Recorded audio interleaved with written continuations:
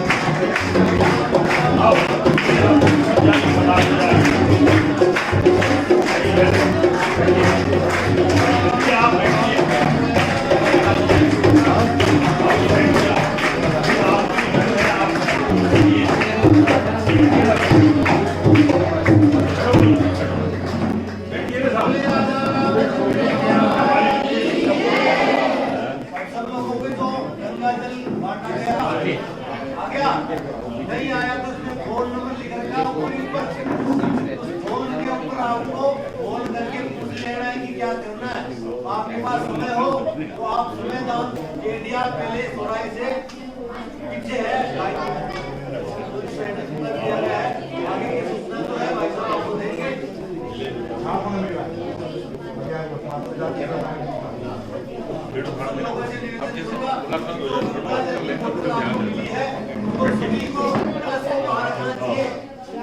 सेवा नगर के उसको काम में लेंगे तो उस समय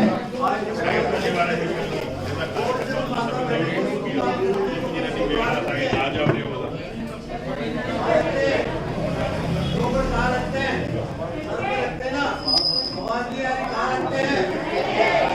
आपको सबको सर पे रखना है जो आपको बता दें पहले तो गलत सम्मान करके सर पे रखना है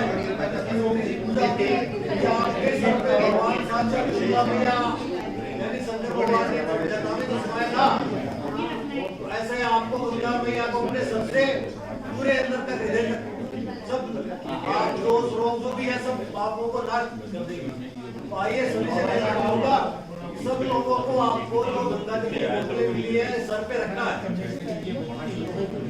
हाँ जो कलश है उनको सबको आपके सर के ऊपर रखना है। दोनों हाथ लगा लेने हैं सर के ऊपर। कलश को दोनों तरफ से पकड़ देना तो कलश इसको मानना है कलश ही है। और यहाँ से छोटी सी पूजा करवाई जाएगी। उस पूजा के माध्यम से आपके इसमें शुभ संकेत शुभ शक्तियों को मिले क्या है शुभ रूप से आपकी विदाई हो जाएगी। ये छोटी सी पूजा यहाँ करवाई जाएगी तो सब लोगों से सभी माताओं बहनों का उत्साह है साथ बनाने के लिए तालियां बजाएंगे एक बार आपको सबको यहाँ से मंदिर के माध्यम से पूजा जाएगा सबको सब पे रख लेना है आवाज में सुनिए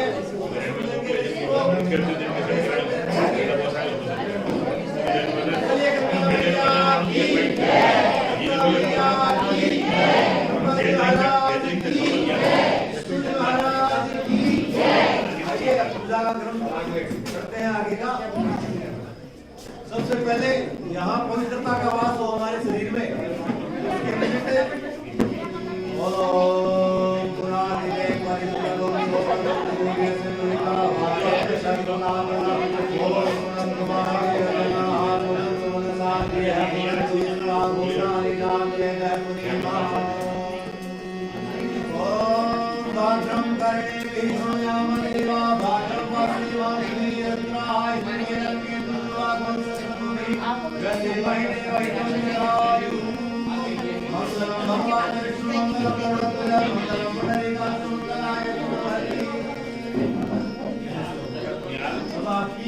जो पूजा का क्रम है संगीत होने जा रहा है तो सब बातचीत ना करें जो बताया जा रहा है तो सुनेंगे।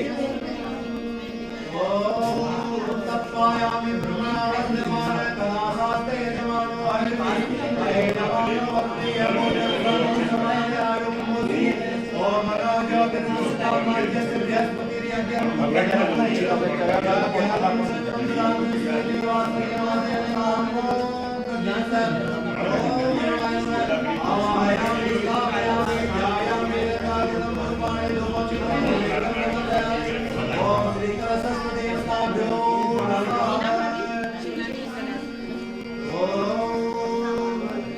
कलशस्य मुखे विष्णु कंठे रुद्रस्मासिता मूले प्रसिद्धो ब्रह्मा मध्ये मातृवासुता उच्चोत्तु सागरा सर्वे सप्तति पवसुंद्रा दिवेदते गुरुवेदे सामवेदो धर्मणे अंगस्य सहिता सर्वैका समासिता अंतर्गायत्री सावित्री शांति मुक्ति कृष्णा वैदिष्टि भूतानि प्राणापतिता शिवः स्वयं दुर्गवासी विष्णु स्तोत्रमति आदित्यावसो रुद्रे विष्णु देवासपितृका वैदिष्टि भूतानि आदित्यावसो रुद्रा विष्णु देवासपितृका वैदिष्टि भूतानि शांति शांति शांति सर्वारिकासु शांति भवतु मंगलाय नमो हरि बोले के मैया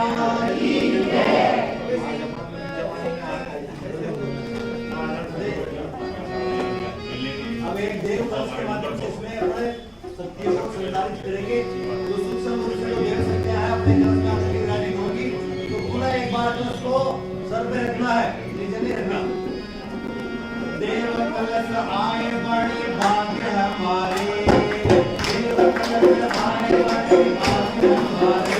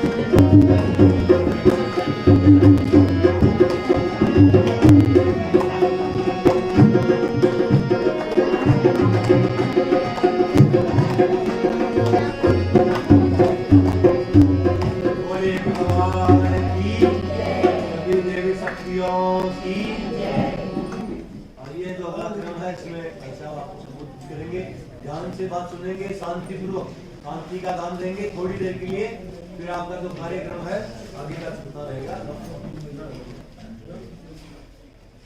गायत्री माता की जय, झूलेलाल महाराज की जय।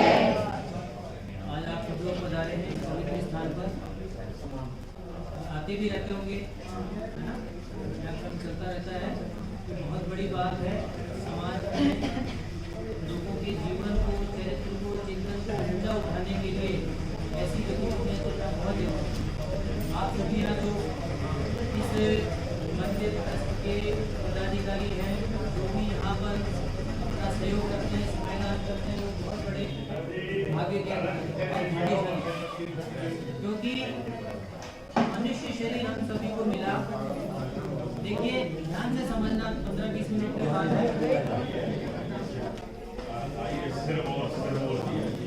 अभी जो भी चढ़ाना करना है नहीं, सुनो बैठ जाओ, अभी बाद में कर लेना। हमारा ध्यान इन्हीं चीजों में ज्यादा लगा है। देखिए सेवा दो तरह की होती है, अभी आप समझना इसको ठीक से। दो तरह की सेवा होती है, एक तो होती है पीड़ा निवारण। किसी को भूख लगी भोजन करा दिया, किसी को ठंड लगी कंबल दे दिया, किसी को आश्रय दे दिया, कहीं धर्मशाला, कहीं पानी की व्यवस्था कर दी, कहीं गाय को चारा डाल दिया, कबूतर को ज्वार खिला दिया है। इन चीजों में ध्यान रहता है हमारा, इनमें बड़ा मन लगता है।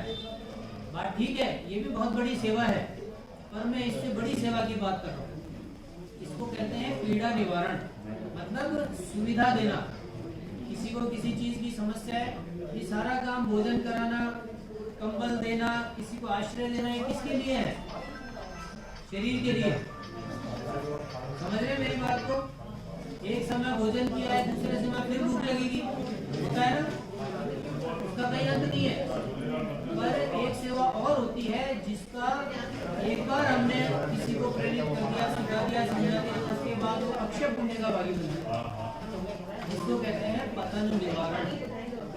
तो पीड़ा निवारण सबको करना ही चाहिए। अपना अंशदान जो भी तुम निकालते हैं, कुछ सेवा के लिए समय देते हो, करो, गलत नहीं है। पर मैं इससे और बड़ी बात करने जा रहा हूँ, इसको कहते हैं पतन निवारण, अर्थात दूसरे के जीवन को ऊंचा उठाना।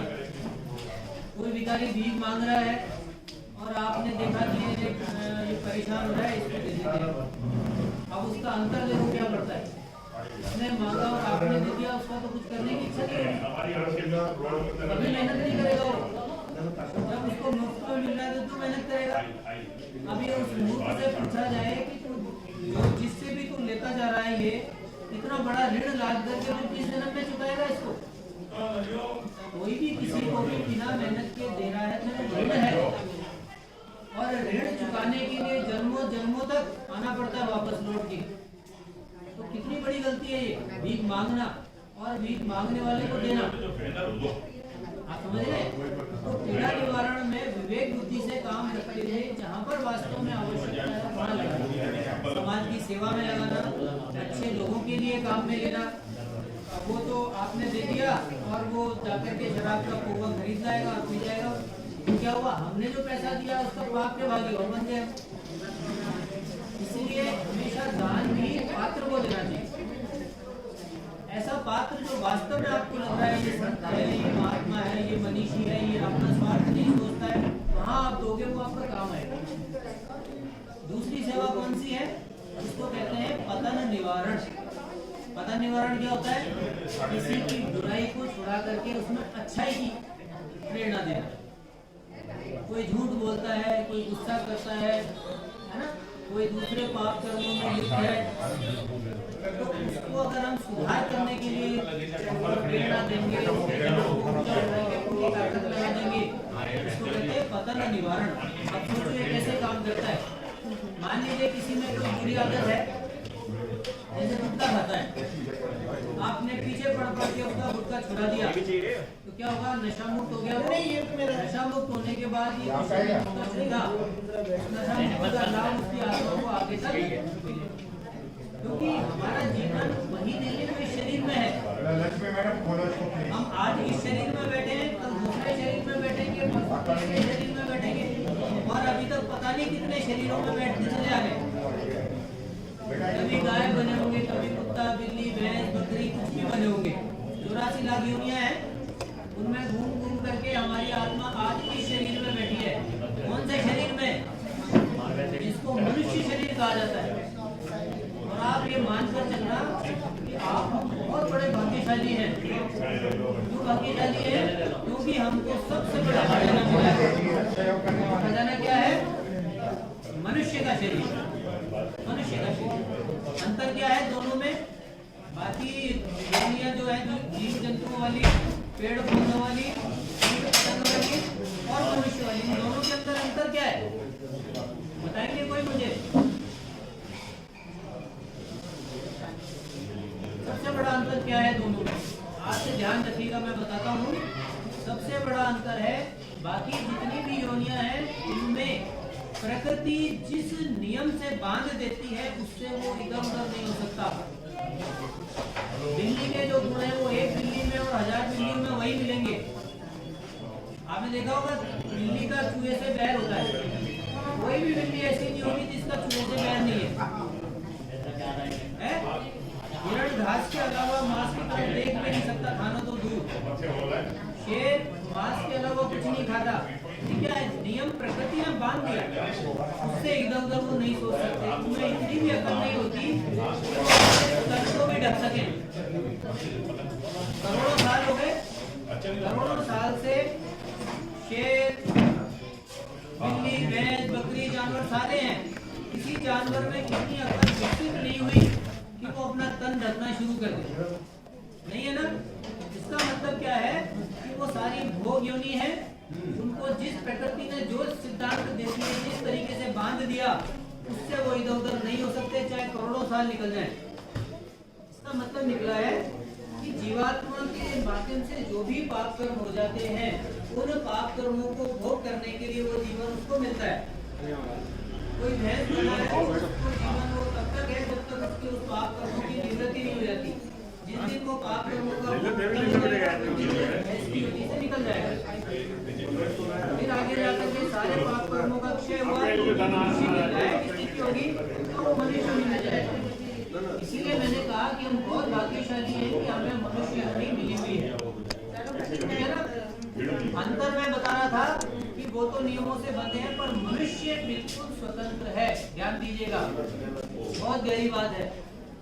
मनुष्य कुछ भी करने के लिए स्वतंत्र है, उसको परमात्मा ने बांधा नहीं। क्यों स्वतंत्र है?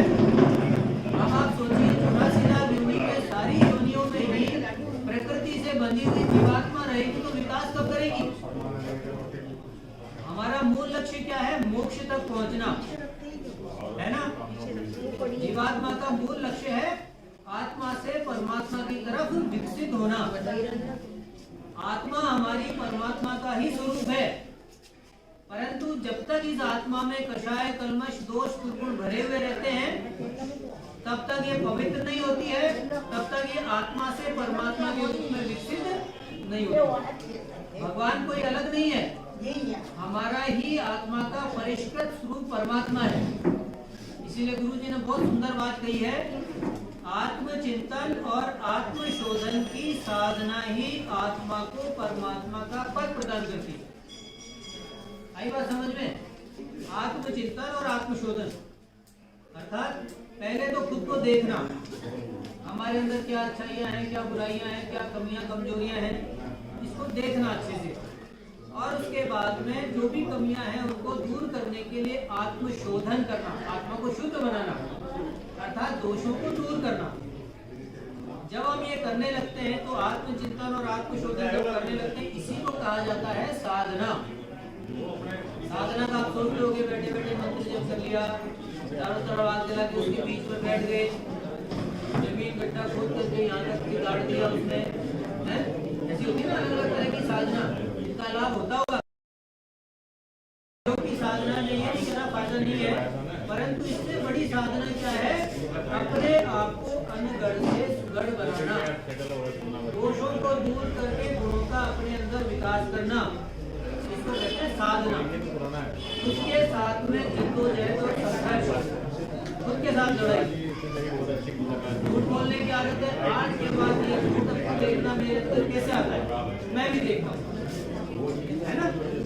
जब ऐसे खुद से लड़ने को तैयार हो जाते हैं तो आप देखिए कि जो व्यक्ति खुद को जीत लेता है वो संसार को जीत लेता है। जितने हमारे महापुरुष हुए, झूलेलाल जी के दरबार में हम बैठे हैं, ये महापुरुष हुए, इन्होंने खुद को जीता है और अपने को जीता तो सारी दुनिया, इतना चुंबक उसमें आ गया उनके अंदर की सबको खींच लेते हैं, शक्ति आ जाती है। करना एक ही काम करता है, खुद को पवित्र बनाना। इससे कमजोरी नहीं आती, इससे सस्ता भगवान का अध्यात्म नहीं है। छोटा मोटा पूजा पाठ कर लिया, छोटा मोटा कुछ दान पुण्य कर लिया, छोटा मोटा कोई इधर मंदिर जा लिया, ऐसे क्रम कर लिए, केवल इतने से काम नहीं चलेगा। करना है ये भी, तुम ये छोड़ दोगे तो सारे काम में गड़बड़ हो जाएगा। एक है कि पढ़ना शुरू बंद कर दोगे तो आगे की पढ़ाई कहाँ से आएगी? इसलिए पूजा पाठ वगैरह सब कहने के है तो करना ही है, इससे हमें आगे बढ़ना है। पहली कक्षा में कोई पढ़ता रहे हर साल बार बार बार बार, सब क्या कहेंगे कैसा पागल है, तो पहली कक्षा में बैठा रहता है ना। पहली पास करके फिर दूसरी में जाना पड़ता है, तीसरी में जाना पड़ता है, तो आगे फिर ज्ञान के ऐसे है ना, पुरोधा बनते हैं ज्ञान की। इसलिए पहली कक्षा ठीक है करना चाहिए, पर इसके साथ साथ आप अपने आप से संघर्ष शुरू कर दीजिए, खुद को पढ़िए, खुद को समझिए, खुद के अंदर की अच्छाइयों को देखिए और अच्छाइयों को बजाय रख करके बुराइयों को दूर करने लगे। तो क्या होगा? आप साधक बन जाएंगे, जीवन साधक बन जाएंगे। और हम में से हर एक को जीवन साधक होना ही चाहिए, इससे कम में काम चलने वाला नहीं है। जब ये साधना करने लगते तो फिर आगे क्या कहा गुरु जी ने कि आत्मचिंतन और आत्मशोधन की साधना ही आत्मा को परमात्मा के पद पर प्रतिष्ठापित कर देती है। हम ही परमात्मा के रूप में बदल जाते हैं। बताइए कितना सरल रास्ता है। कहीं बाबा जी नहीं बनना, हिमालय में नहीं जाना, कहीं कुछ भी बड़ा काम नहीं, घर में रह रहे हैं, गृहिणी है, नौकरी कर रहे हैं, कहीं दुकान पे जाते हैं, कोई बिजनेस कर रहे हैं, कोई पढ़ाई कर रहे हैं, कुछ भी करते हुए काम आप कर सकते हैं घर में रहते हुए। तो हम सबको ये करना ही है। अब ये हमारे अंदर शक्ति आए कि हम अपने अंदर सुधार कर सके, उस शक्ति को लाने के लिए क्या करना है? बताओ कैसे आए वो शक्ति हमारे अंदर कि हम अपने बुराइयों को दूर कर सके? वो शक्ति आती है भगवान की शरण जाने से। भगवान की शरण में आप आएंगे अर्थात आप उपासना शुरू करेंगे। ठीक है, उपासना मतलब पूजा का एक क्रम बनाइए, गायत्री मंत्र का जब प्रयोग करिए। ये गायत्री मंत्र ऐसी वाग है जो हमारे पाप कर्मों को जला देती है। सुबह का किया हुआ जब रात के पापों को नष्ट कर देता है, शाम का किया हुआ जब दिन के पापों को नष्ट कर देता है। गायत्री मंत्र के ऐसे सृष्टि में तो सारे की सारी शक्तियां आपको दे सकते हैं। इसमें सारे देवता विराजमान हैं, सारी शक्तियां जिसमें बैठी हैं। हमें जो नाम जैसे कोई ना कोई ऐसे आपके होंगे, ब्रह्मा, विष्णु, महेश,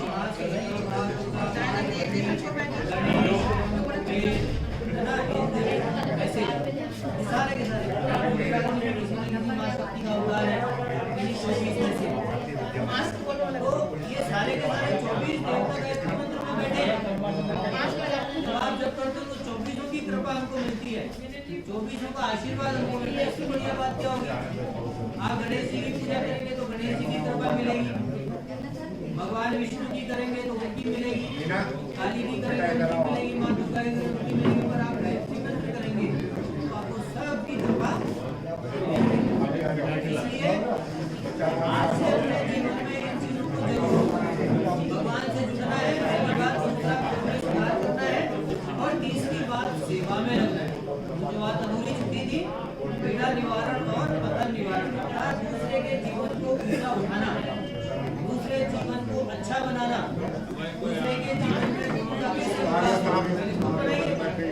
जब आपका जीवन बनेगा तभी तो दूसरों को आप समझा पाएंगे, कैसे कर पाएंगे? ये सेवा बहुत बड़ी सेवा है जो हम लोग भी करते हैं और आप लोगों से भी ये प्रार्थना करते हैं कि उस सेवा में आप लगे। अब आपको गंगा जल अभी दिया है, ये बड़ा विशेष जल है। गंगा जल हर घर में होता है, तो फिर आप अलग से देने की क्या जरूरत पड़ी? ये कुंभ का गंगा जल है और कुंभ का गंगा जल ग्रह नक्षत्रों की ऐसी विशेष स्थिति से उस गंगा जल में विशेष शक्ति आ जाती है जो और दिनों में नहीं होती। इसीलिए 12 साल में सारे के सारे जानते हैं वहाँ कुंभ स्नान। अब कोरोना के चक्कर में ज्यादा लोग जा नहीं पा रहे तो हमने ये सुविधा दी है आपको, वहाँ से मंगाया है वही जल अभी ताजा कुंभ का और सारी व्यवस्था करके आप लोगों तक पहुँचाई है। तो इसमें आपको दिया है तारीखों को देख करके 11 फरवरी को सारे परिवार वाले इसमें से 2-2 4-4 बूंद बाल्टी में डाली और श्रद्धा भावना से मां गंगा का स्नान करते हुए स्नान करना। 11 फरवरी से उसमें तारीखें हैं, पढ़ लेना, आप कागज इसीलिए दिया है। वो अलग अलग तारीखें, सारी तारीखों में आप स्नान गंगा जल से उनका स्नान करें। ये दिया हुआ है, इसमें ये नीचे ये तारीखें हैं, ये दी हुई है आपके सबके पास है, तो उसमें देख करके आप कर लेना। चलिए अब मैं निवेदन करूंगा बाबू जी से आगे का कार्यक्रम आप शुरू करवाएं।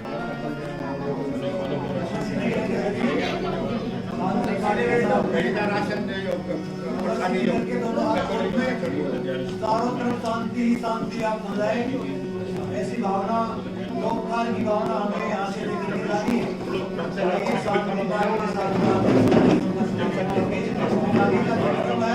आपको बताया जाएगा किस तरह आपको करना है।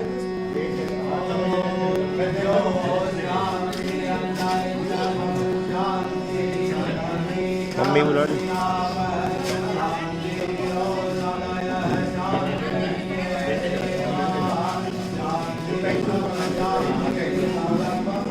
शांति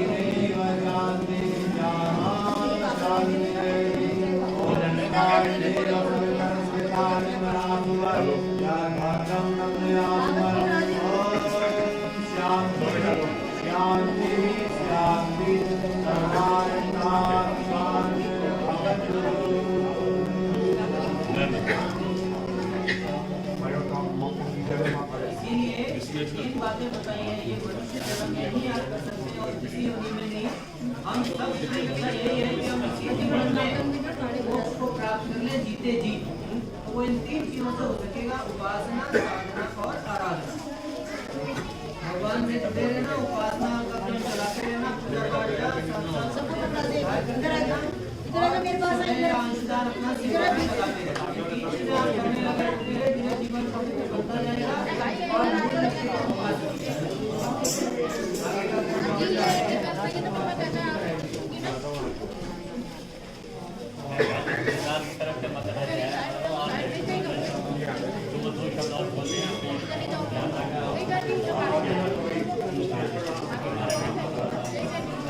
देखिए आप लोगों को जो गंगा जल को बताया है, जब वहाँ जाते भी हैं आप लोग करेंगे सारे टाइम के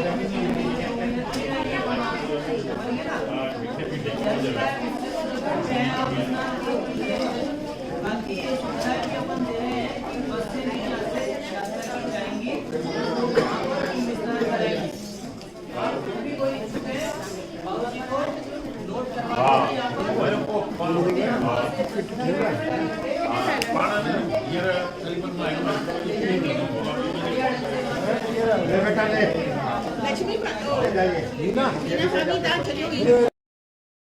कमाई करनी ऐसा कोई सेवा में है।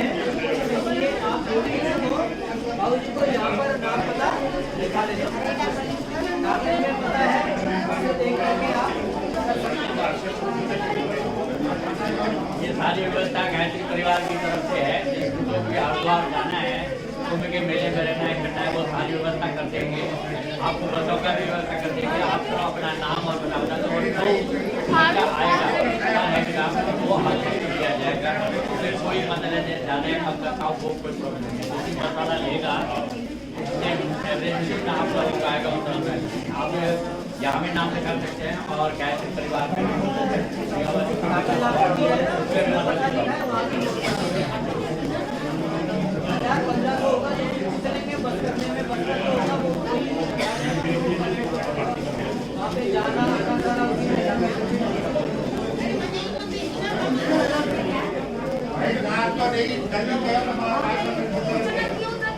और इससे नाचने के बाद नाट्य चित्रण होगा, उसके बाद साथी बने रहते हैं और अपना जो है नाम बुलाते हैं और वो अपना कार्ड लेके और अपना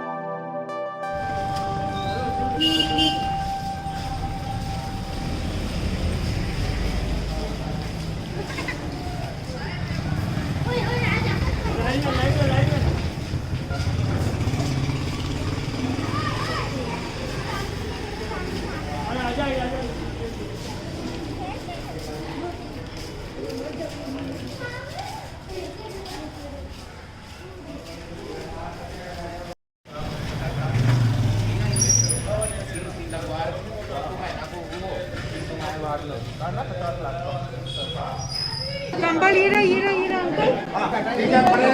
बड़े सब खुलवा दिए, सब खुलवा दिए।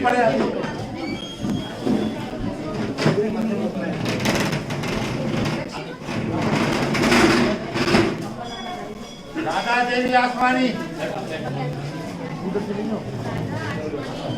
हाँ बस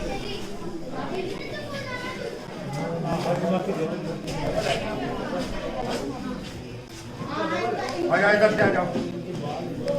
थोड़ा दादी ही अपनी बता थोड़ा पीछे का थोड़ा क्या पे। अरे मेरे महाराज थोड़ा समझदार।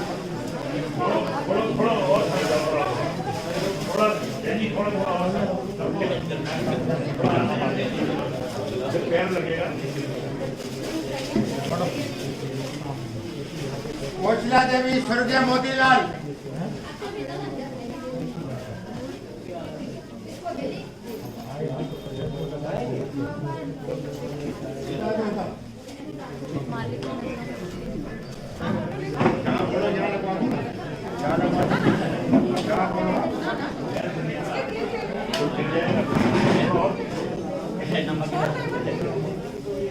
मीना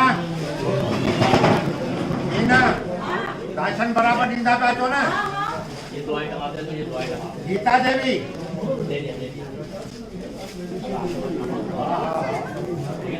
आटा और ये दे देंगे।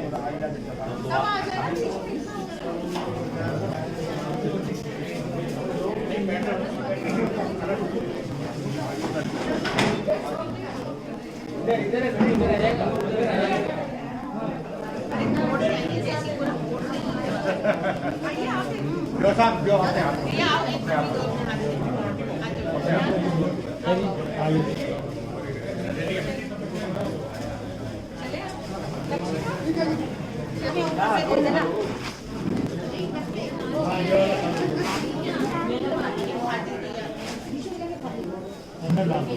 दादा का हाथ करे जो आप पाए ना नहीं देखा जो ये परेशान न कर मुझे महाराज।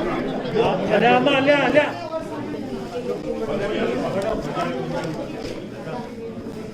जयवंती सुख्यानी।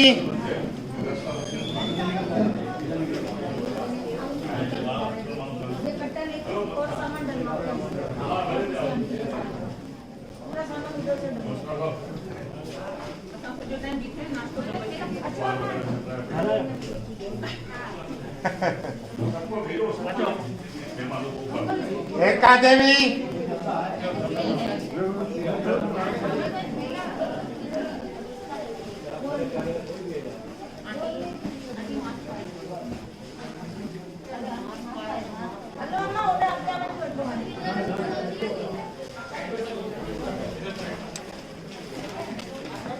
अचो अम्मा अचो अम्मा तव्हांखे 10 दफ़ा चयो आहे मास्क पाए न कयो मुंहिंजी उमिरि ईअं न कयो ॿारनि खे नाराज़ न कयो तव्हां। गोपी देवी किशोरदास।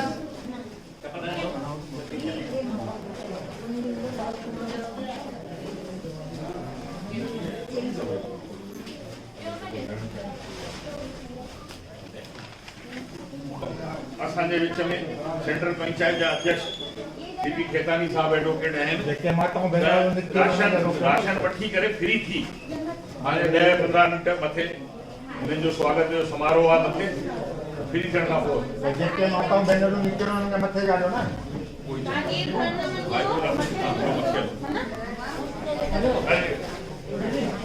मथे हलो स्वागत मथे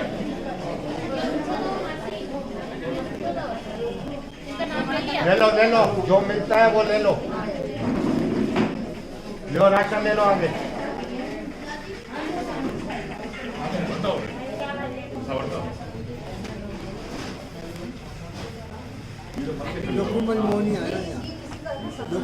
हाँ नालो अच्छी दो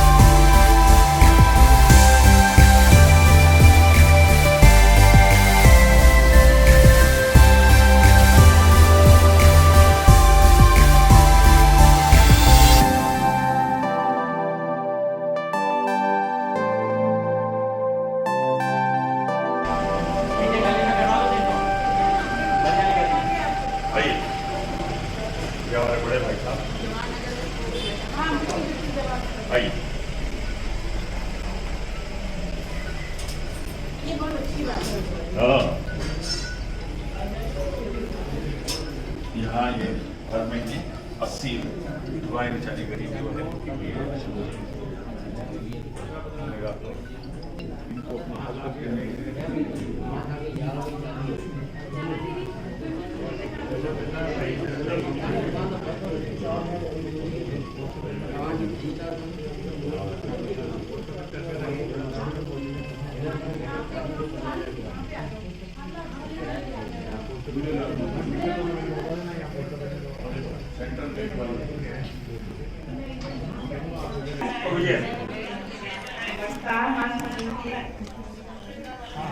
हिंदी में बोलो क्यों? सिंधी पंचायत मुरलीपुरा की तरफ से मैं भूमि कृपलानी आप सबका स्वागत करती हूँ। आज हमारे यहाँ बड़े बड़े पदाधिकारी पधारे हैं और 5 तारीख को, हर महीने की 5 तारीख को राशन वितरण जो होता है वो महिलाएं भी बेचारी अपना टाइम देके हमारे बीच बैठी हैं। तो मैं सबका नमस्ते कर रही हूँ सबको। और है ना, मैं महिला पदाधिकारी जो है हमारे बीच थाना पश्चिम के SHO महिला थाना पश्चिम के राजमाला जी पधारी हैं। मैं सबकी तरफ से आपका दिल से हार्दिक स्वागत करती हूँ।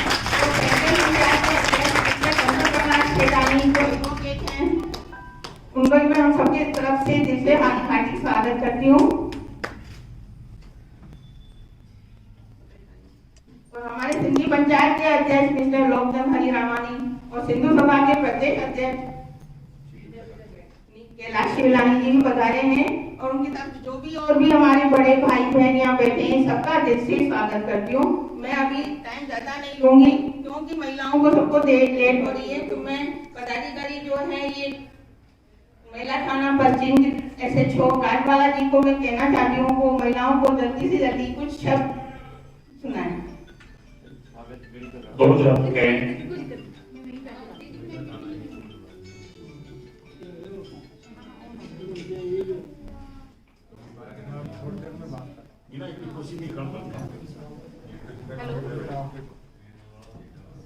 मैं आप सभी का इस प्रोग्राम में आप सभी का स्वागत करती हूँ। मैं महिला थाना पश्चिम की ओर से नवीन पद में पदस्थापित हूँ और मैं महिलाओं को दिए हुए अधिकारों के बारे में आपको थोड़ा सा बताना चाहती हूँ कि हम सब महिलाएं आज ये संकल्प लें कि अब हम कमजोर नहीं हैं, हम पुरुषों के बराबर कंधे से कंधा मिलाकर उनके साथ खड़ी हैं हर क्षेत्र में। आज हम घर के चूल्हे चौके तक ही सीमित नहीं है, हमने आज उनके साथ, चाहे हम आसमान की तरफ देख लें, हम चाहे बॉर्डर पे देख लें, चाहे हम किसी भी क्षेत्र में देख लें, आज हम डॉक्टरी पेशे में भी देखते हैं तो महिलाओं का बहुत अपना एक अच्छा मकाम है। तो उसी तरह मैं आप लोगों से ये कहना चाहती हूँ कि हर क्षेत्र में अपनी भूमिका और अपनी भागीदारी आप समय समय पर देती रहें। अपने बच्चों को शिक्षित करें, लड़का लड़की में भेदभाव नहीं करें क्योंकि ये शुरुआत हमें अपने घर से शुरू करनी पड़ेगी। अगर हम लड़का लड़की में भेदभाव करेंगे तो हम उनको महिला बच्चियों को हम आगे बढ़ने से हमेशा उनपे अंकुश लगा रहेगा। तो मैं आपसे ये कहना चाहती हूँ कि ये शुरुआत हमें अपने घर से शुरुआत करनी पड़ेगी क्योंकि अगर लड़का है तो हम उसको ये कह देते कि बेटा तू रात को 12 बजे तक भी आ सकता है, और लड़की अगर 6 बजे नहीं आती तो हम घड़ी देखने लग जाते हैं। क्यों? हम अपनी बच्चियों को इतना स्वतंत्र बनाएं, इतने आत्मनिर्भर बनाएं कि वो भी 12 बजे तक अगर आती है तो वो कम से कम अपने सेल्फ डिफेंस में और इस तरह की किसी भी तरह से वो किसी पुरुषों के बराबर खड़ी रह सके। तो बहुत सारी महिलाओं को अधिकार दिए हुए, मैं आपको उन अधिकारों के बारे में थोड़ा सी जानकारी देना चाहती हूँ कि एक तो सबसे पहले हमें सम्मान से जीने का अधिकार है। घर में किसी भी तरह की कोई हिंसा हो रही है, आपके सास ससुर से कोई महिला अगर आपकी बहू है बदतमीजी से बात करती है, उसको प्रताड़ित करती है, तो ये हमारे पास बहुत सारे कानून दिए हुए हैं जिसमें दहेज से संबंधित अगर किसी महिला को दहेज के लिए परेशान किया जाता है तो आप अपनी शिकायत दर्ज कर सकती हैं। आप बच्चियों को 12 साल की बच्चियां जो हैं उनके साथ अपराध होते हैं उनके लिए अलग कानून बने हुए हैं, 14 साल की जो बच्चियां हैं उनके लिए अलग कानून बने हुए हैं। तो इस तरह से पोक्सो एक नया वो आया है अधिकार बच्चियों के लिए, जिसमें बच्चों से गलत छेड़छाड़, जैसे जिस तरह से हम ये कह सकते हैं कि गुड टच और बैड टच होता है, तो हम उनको स्कूल में भी ये बताते हैं कि गुड टच क्या होता है और बैड टच क्या होता है। तो अच्छा स्पर्श और बुरे स्पर्श एक महिलाओं में 6 सेंस एक्स्ट्रा होता है कि अगर हमें कोई अच्छे तरीके से छूता है तो हमें पता चलता है कि इसका स्पर्श का कोई अलग मीनिंग हम नहीं निकालते हैं। इसी तरह अगर कोई बार बार हमें छूने की कोशिश करता है तो हम क्या देखते हैं कि नहीं, इसका कुछ इंटेंशन गलत है, हमारा एक सिक्स सेंस काम करने लगता है। महिलाओं में ये एक गॉड गिफ्ट दिया हुआ है ऊपर वाले ने। तो इसी तरह से मैं ये कह सकती हूँ कि बच्चों को आपको ये चीज सिखानी पड़ेगी, हमें घर से बच्चों। आपने देखा होगा कि आजकल सामूहिक बलात्कार होते हैं, गैंग रेप होने लगे हैं। वो क्यों होते हैं? क्योंकि एक तो हम लोगों को खुद को भी पता है कि ज्यादातर वही व्यक्ति करते हैं जो हमारे सराउंडिंग में होता है। जैसे आप जिस जगह रहते हैं वहां पे आने जाने वाले जो लोग होते हैं उन्हीं में से वही व्यक्ति निकलता है। आपने 376 के जितने भी बलात्कार के मुकदमे देखे होंगे उनमें हमेशा जो अभी तक का जब तक का आप इतिहास उठा के देखिए वही व्यक्ति निकलता है जो उसके घर के आसपास का रहने वाला होगा। तो हमें अपनी बच्चियों को इस चीज के लिए अवेयर करना है कि अननोन व्यक्ति से इतना ज्यादा घुले मिले नहीं। उसकी अगर आपको कोई बात अगर बुरी लगे तो कम से कम आप इतना फ्रेंडली बिहेवियर कर सके कि वो आपको बेझिझक अपनी बात बता सके। बच्चियां, हम कई बार क्या होता है कि बच्चियां अपनी बात बता नहीं पाती क्योंकि हम उनसे कहते नहीं तुम गलत कह रहे हो, नहीं, उसकी बात को आपको बिल्कुल ध्यानपूर्वक सुनना पड़ेगा। अगर आप नहीं सुनेंगे तो वो बेचारी बच्ची जाएगी कहाँ? क्योंकि उसकी सबसे वेल विशर कौन होती है? उसकी माँ। वो अपनी बात सबसे पहले अपनी माँ को ही बताती है और माँ अगर उस चीज को इग्नोर करे तो उस अपराध को हम सपोर्ट कर रहे हैं कि वो अपराध उस बच्ची के साथ हो। तो मैं नहीं चाहती कि मैं ये चाहती हूँ कि आप सभी जो महिलाएं हैं ये संकल्प लें कि हम अपने बच्चों को इन सब चीजों के बारे में अवेयर करेंगे कि कोई भी अपराध हो उसके लिए वो हमें, जैसे आजकल हमने देखा है कि लड़कियां स्कूल जाती हैं, बाहर लड़के खड़े होते हैं, वो उनको सीटी में मारते हैं, भद्दे इशारे करते हैं। उसके लिए भी एक नंबर है, आप 1090 एक नंबर है जिसपे आप कभी भी किसी भी समय आप फोन करें, आपकी तुरंत कार्रवाई होगी और आपका नाम भी नहीं बताया जाएगा कि आपने किसने फोन किया है, और आपकी गोपनीयता भी रखी जाएगी। इसी तरह घरेलू हिंसा है, कोई सास अपनी बहू को मारती है या बहू अपनी सास को मारती है तो ये भी एक गलत बात है। आसपास के लोग, हम जो देखने वाले हैं, उनका भी ये दायित्व बनता है कि वो उस चीज के लिए आवाज उठाएं। अगर हम लोग आपस में एक दूसरे की मदद नहीं करेंगे तो शायद हम इस समाज को बेहतर समाज नहीं बना पाएंगे।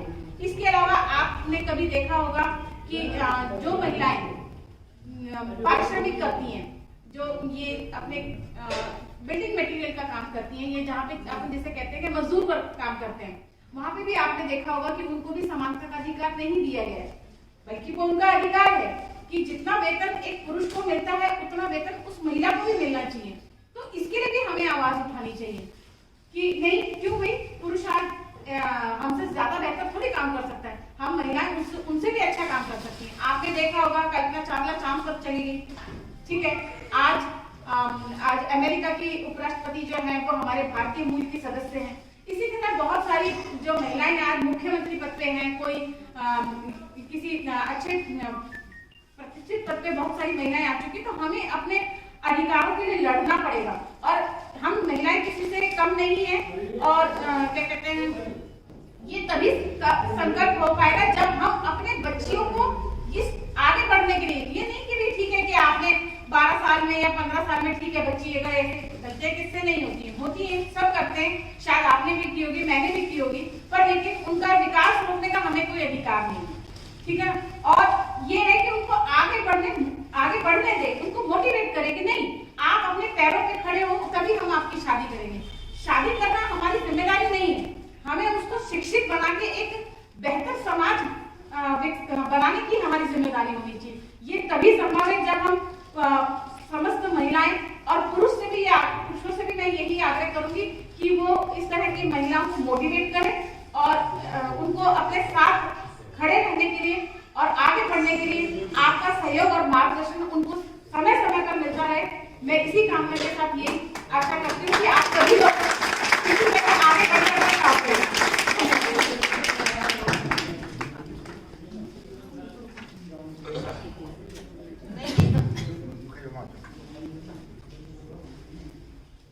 मैं भूमिका की है निवेदन करूंगा कि हमारे सीआई साहब का सम्मान करें। फोटो मत निकालना, वैसे हाथ में दे दो, फोटो मत निकालना, हाथ में दे दो। मना किया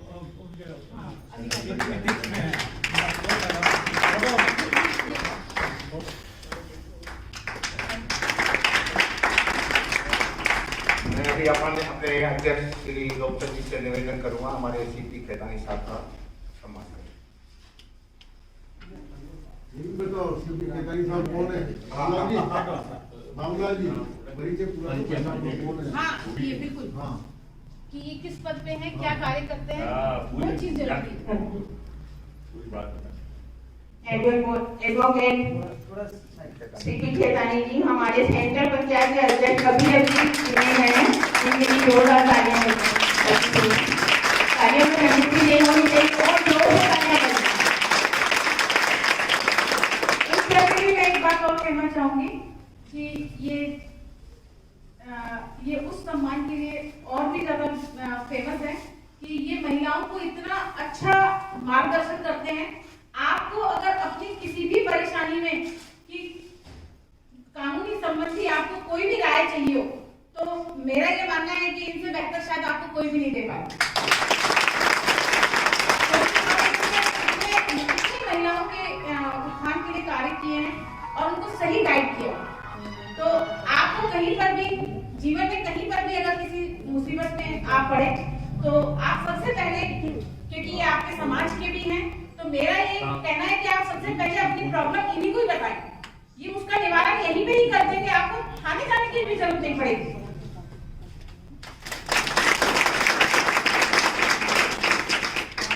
हमारे भी सिंधु सभा के प्रदेश अध्यक्ष कैलाश जी शिवरानी जी पधारे हैं। मैं बाबूलाल जी से निवेदन करती हूँ कि वो उनके अपने हाथों को आराम उनका स्वागत करें।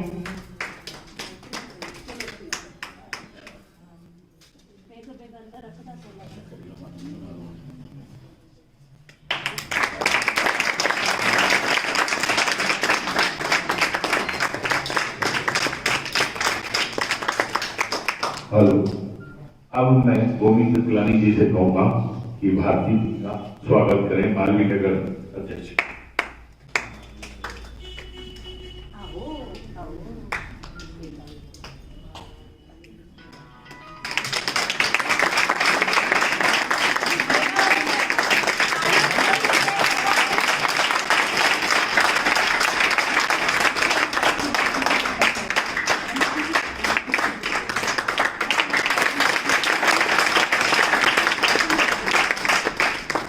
अब मैं नारायण दास रामचंद्रनी जी से कहूंगा कि सुरेश जी का स्वागत करें।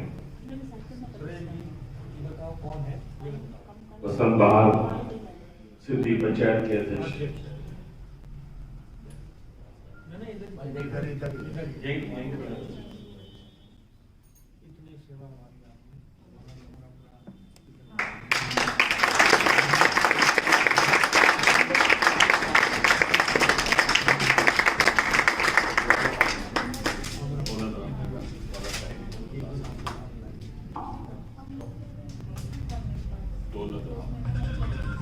हमारे भी जोटवाड़ा से भी आए हैं अध्यक्ष दौलत राम जी, उनका स्वागत करेंगे हमारे छगनलाल जी नवलानी।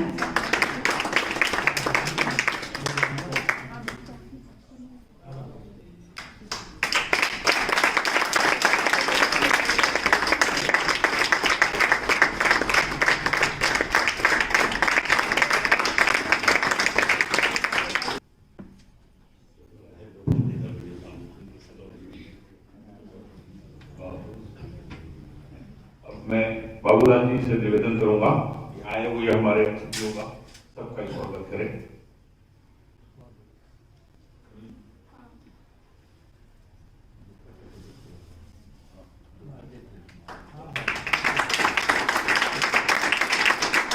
आदरणीय मंच आए हुए बहनों और भाइयों का स्वागत करता हूँ जिला पंचायत की तरफ से। अभी SHO राजबाला जी ने जो बातें कही, महिलाओं के अपने मुफ्त के लिए बहुत अच्छा है।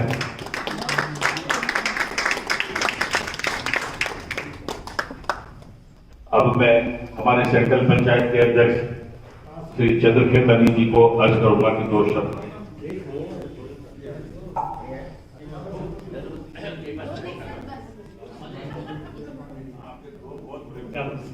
भारत माता की,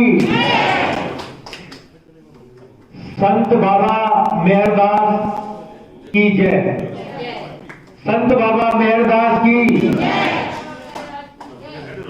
परम सम्मानीय मंच और इस मंच की शोभा बढ़ा रही मेरी बहन राजबाला जी, जिनका उद्बोधन अभी हमने सुना।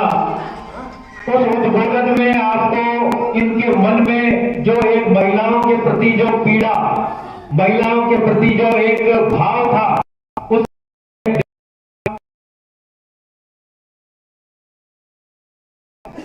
तो मैं नहीं समझता हमारे समाज की महिलाओं को हम कहीं पर भी घबराने की जरूरत है। अत्याचार चाहे घर में हो, चाहे घर के बाहर हो, चाहे किसी भी रूप में हो, चाहे अपने द्वारा हो, चाहे किसी पराये के द्वारा हो, अत्याचार सहन करना अत्याचार करने वाले से भी बड़ा पाप है।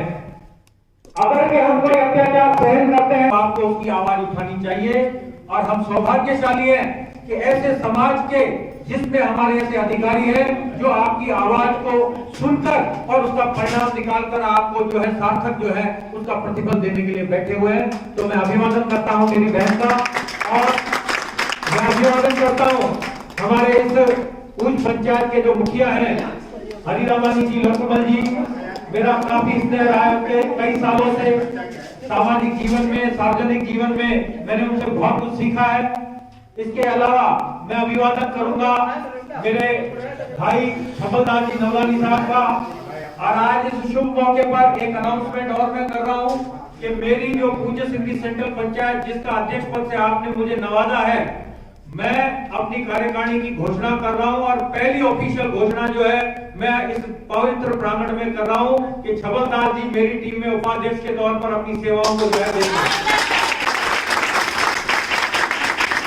और मैं आपको एक चीज और बता देता हूं, सिंधी समाज ने अगर के मेरे ऊपर ये जिम्मेदारी दी है और 4 लाख सिंधियों का प्रतिनिधित्व दायित्व अगर के मेरे कंधे पर दिया है, तो मैं बाबा मेहरदास के इस पवित्र प्रांगण में भगवान झूलेलाल को साक्षी मानकर आप सभी को यह वचन देता हूं कि चंद्र प्रकाश खेतानी का जो जीवन है वो समाज के उत्थान के लिए ही आज तक काम आया है और आगे भी काम आता है।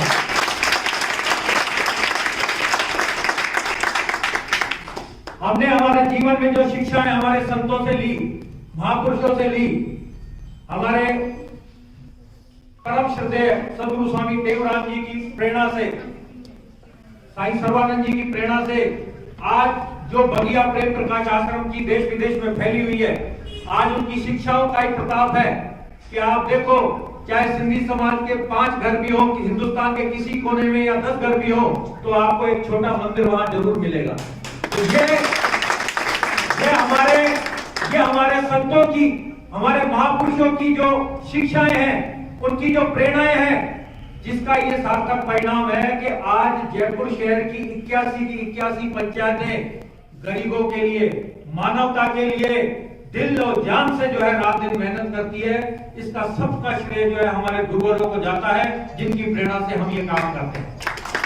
मैं अभिवादन करूंगा मेरे भाई बाबूलाल जी रामचंद्रानी जी का, बहुत ही जुझारू व्यक्तित्व है और संघ के हमारे बिल्कुल पिलर हैं। ये भारतीय सिंधु सभा के मेरे प्रदेश के जो है पदाधिकारी आदरणीय कैलाश जी, इनसे भी मैंने जीवन में बहुत कुछ सीखा है संगठन के बारे में। मेरा भाई सुरेश हंसराजानी मेरे इस चुनाव कैंपेन में हमेशा मेरे साथ रहा और मैं आज मुझे खुशी हो रही है क्योंकि मैं जिस जगह पे हूँ ये एक पवित्र जगह है और पवित्र जगह पे अगर के हम पवित्र बातें करेंगे तो इससे जो है हमारा माहौल भी खुशनुमा होगा। मेरी आने वाली सेंट्रल पंचायत की टीम में ये मेरे जनरल सेक्रेटरी के रूप में समाज को सेवाएं देंगे। और मैं आपको एक चीज और बता दूं, मेरी बहन भारती, जिसको मैं बोलता हूँ शेरनी, ठीक है ना, जीवन में अगर के ये किसी के साथ रहती है तो दिल से रहती है और नहीं रहती है तो नहीं रहती है। तो इनका भी मेरे को बहुत सहयोग रहा है। ये हमारे सौभाग्य की बात है कि जयपुर की 81 पंचायतों में से एक पंचायत का प्रतिनिधित्व जो महिला करती है, तो हमको इसके ऊपर गर्व है। हमारे मुखिया साहब बैठे हैं जोड़वाड़ा जी के, ये भी हमारे सेवा भावी है। राधा स्वामी पंथ में जो भी सेवा का काम होता है ट्रैफिक का, पिछले कई सालों से इनकी सेवाएं वहां आती है। मैं कहता हूं इनके लिए भी एक तालियां बजाते हैं। पंचायत के मुखिया है। इसके बाद हमारे बनारडा के मुखिया मेरा भाई प्रकाश जी सबदानी, मैं इनका भी अभिवादन करता हूं। ये भी शेर आदमी है जिसके साथ करता है।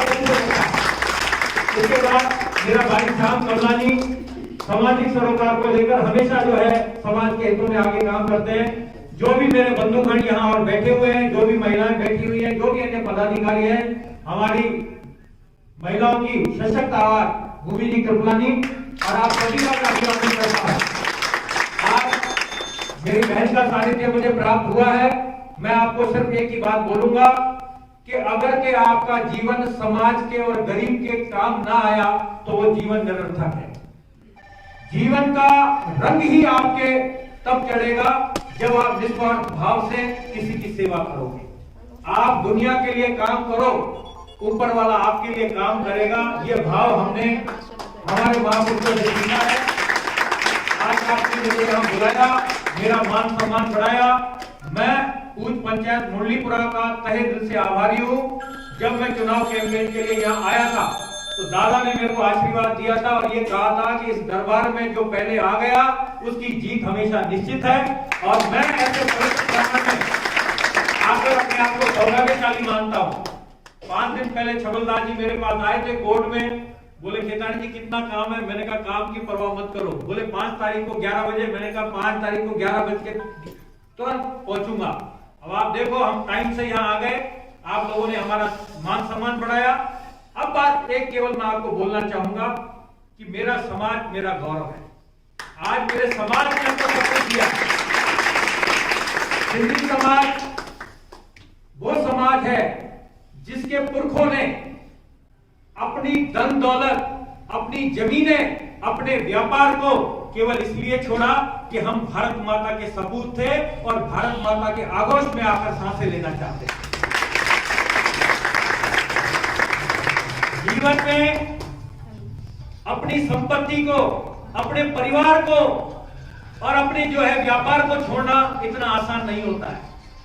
1947 को अगर के मैं याद करूं तो हमारे बुजुर्गों ने रातों रात अपनी जान की परवाह न करते हुए भी पाकिस्तान को छोड़ा, सिर्फ इसलिए छोड़ा कि वो अपने आप को हिंदुस्तानी कहला सके।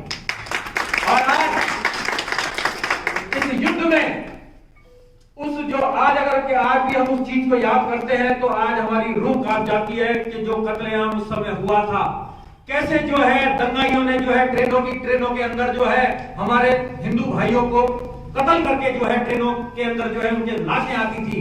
लेकिन सबसे बड़ी चीज है जिसके साथ सच होता है उसके साथ परमात्मा होता है। जिसके साथ सच होता है, जिसके साथ सदाचार होता है, उसके साथ परमात्मा होता है। हमारे बुजुर्गों ने नीचे से उठकर अपना काम चालू किया।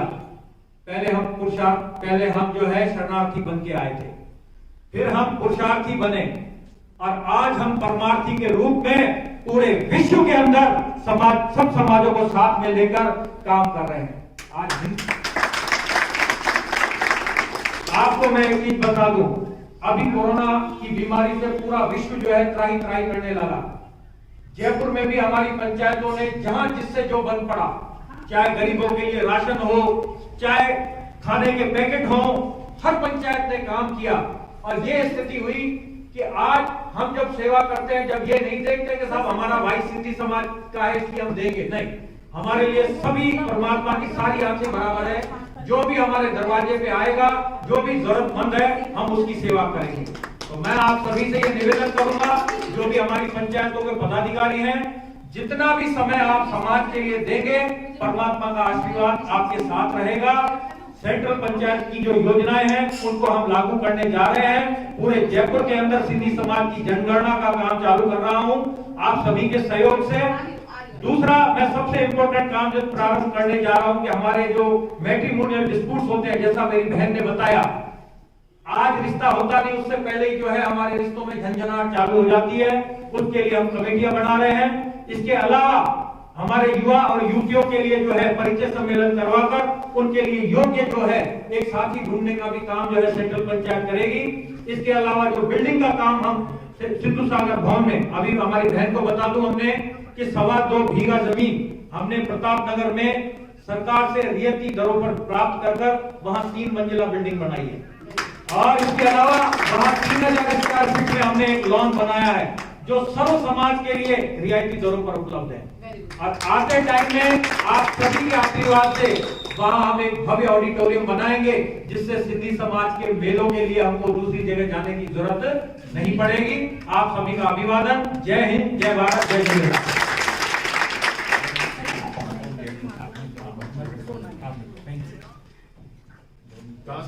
निवेदन अच्छो हेठ हलो। नहीं, 2 मिनट गाय तो परिवार से मैं निवेदन करूंगा कि वो 2 शब्द बोलते हैं। हाँ, बिल्कुल उनको हाँ, इनको मैडम पर हाँ, नीचे छोड़ के आओ।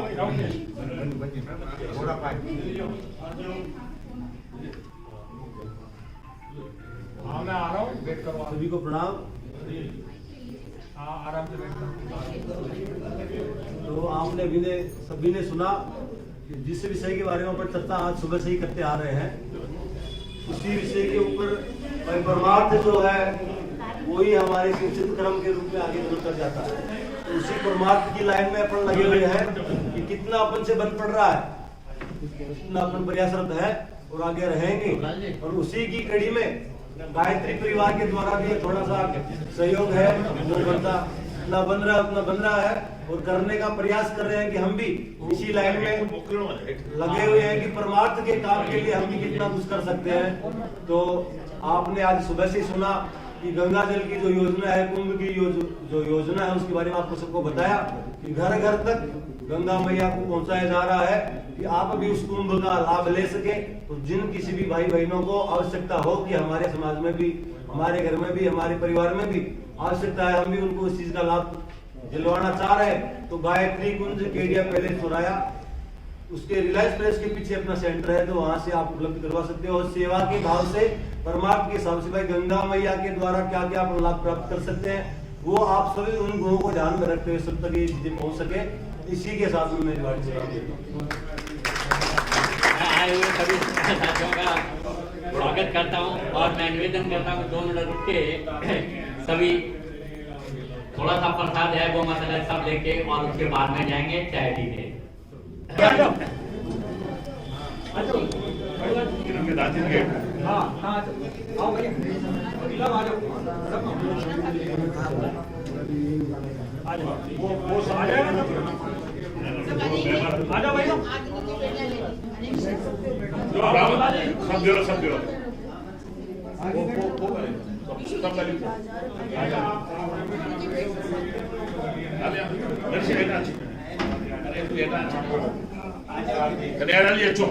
थोड़ा भाई साहब, थोड़ी भीड़ इधर आ जाओ। नहीं, इधर से इधर चलिए। बाबू जी इधर आ जाओ। आप भी आ जाओ पंडित जी, आप भी आ जाओ। आ जाओ। चलो। भारत माता की जय हो। बाबा मेहरदास जी की जय हो।